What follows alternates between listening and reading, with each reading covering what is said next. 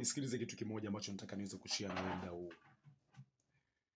Kumtumikia Mungu huku unajichanganya na dunia ni kujipotezea muda. Mwimbaji mmoja amewahi kuimba wimbo mmoja ambao unasema eleweka, eleweka. Kwa hii ni saa ya kueleweka ya kwamba je, kweli umezama kwa Mungu au pengine unachanganya na ya dunia. Kwa amua, je, niendelee kujichanganya na ya dunia au pengine niame nielekee kwa Mungu moja kwa moja. Maana Yesu upo karibu.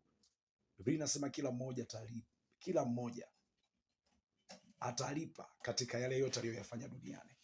Kosi ekti, huenda pengine mtumishi wako akuone ambaye uko chini yake, lakini Mungu anayosirini anakuona. Tambua Yesu yupo malangoni. Anytime anasema kaeni tayari, muda wote na saa yote ninakuja kuwachukua watakatifu wangu.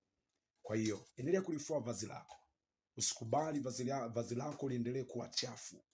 Kubali kugeuka, kubali kubadilika. Yesu anakuja kulichukua.